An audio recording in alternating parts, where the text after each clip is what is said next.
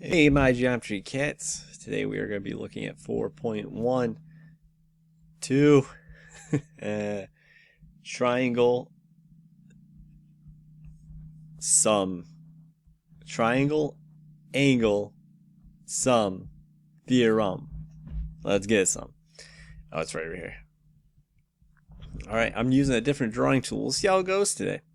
Hopefully I already did an activity with you all to show you guys the proof for why all these angles of a triangle add up to 180 degrees.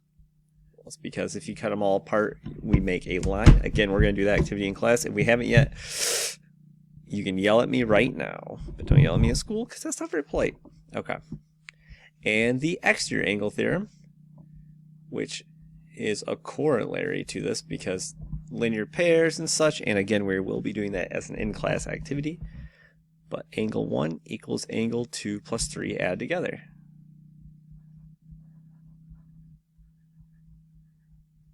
Sorry for those of you maybe not who go to my school, who do not go to my school, for not a good explanation for this.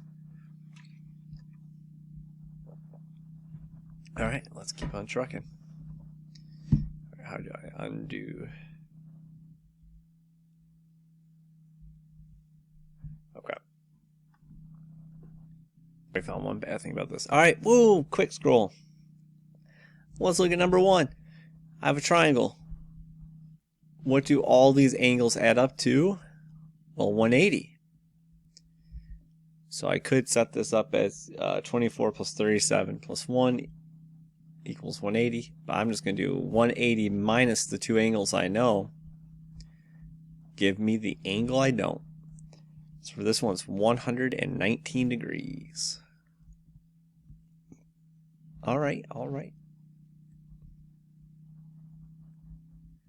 let's look at number 2. Here I have two remote interior angles, and here I have remote exterior. Now, for this one, there are two ways to do it.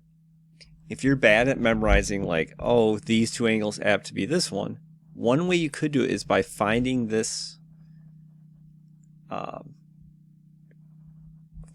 angle, and then these two add up to 180. Now, I'm not going to do it that way for right now because I want you guys to learn this for right now. So this angle 1 equals these two angles added up. So I do 76 plus 52, and that equals my 128. Okay.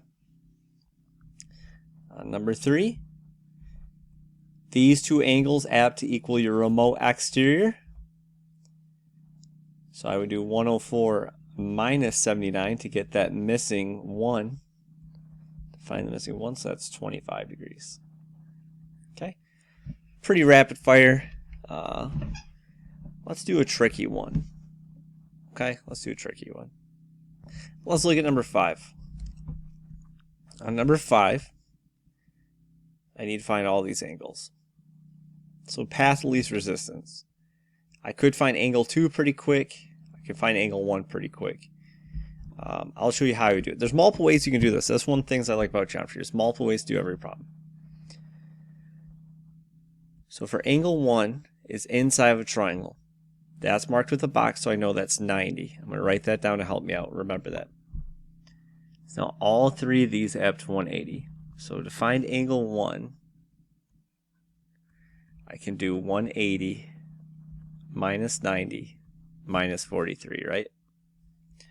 So according to my calculations, angle 1 is 47 degrees.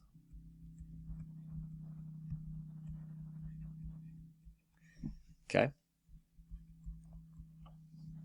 Now to find angle 2, there's two ways I could do it.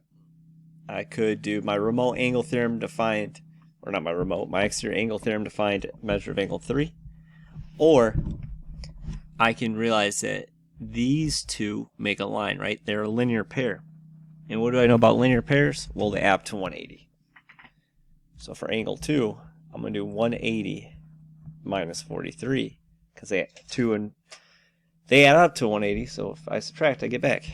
That's 137.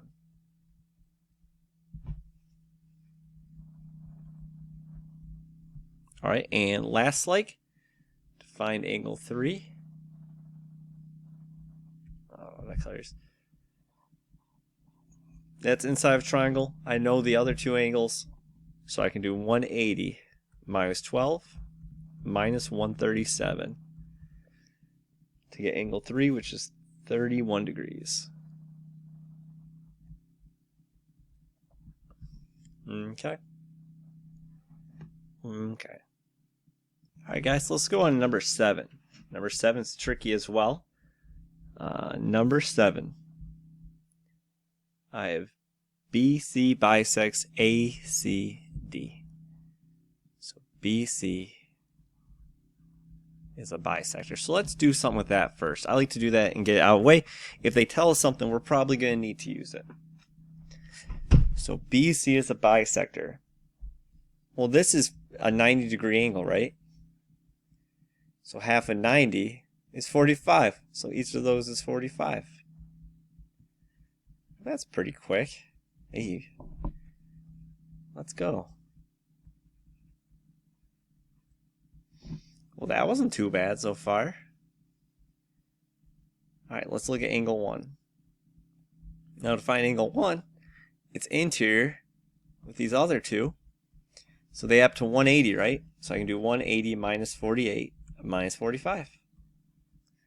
So angle 1 is 87 degrees.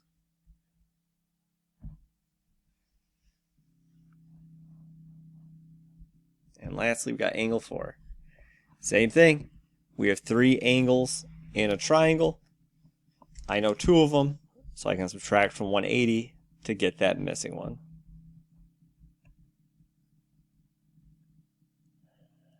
When I do that, I get 52 degrees.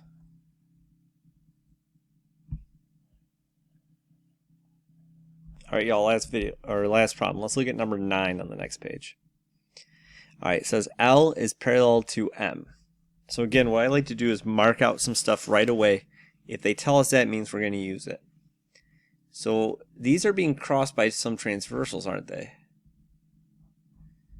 I have a transversal here and a transversal here. And there's some properties with those from Unit 3 that I want to use to make my life easier. Well, we have 4 and 49 degrees are alternate interior angles. So angle 4 is 49 degrees.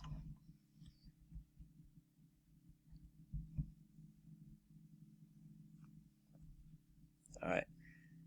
We have 1 and 73 are also alternate interior angles. So that's 73 degrees. Okay. So that was pretty quick, right? Use the given. Always use the given right away. It'll make your life easier. Now we got to find 2 and 3. Well, I can find 3 without using any of my theorems as well, right? Because what do these two angles form? A line. They're a linear pair. So 180 minus 73 is what? 107? So angle 3 is 107.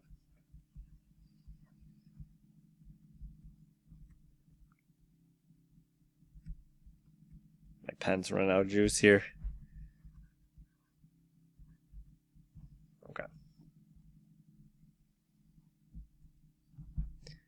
Now let's find angle 5. These two angles form a linear pair. So I can do 180 minus 49. And that's what? 131. Now you can see here, these two angles are also same side supplementary, right? Same side interior. So I could have done it that way too. Now to find angle 2, I have a triangle. I know 2 of the angles, I need the third, so I can subtract those from 180. Or all 3 of these form a line, so I could subtract both these from 180. But it's the same difference if I cut off the edges. It is the triangle angle sum theorem.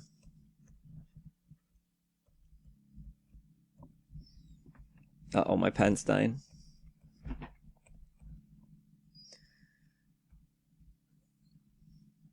And that is 58 degrees. Phew. Well, enjoy. I hope you learned something.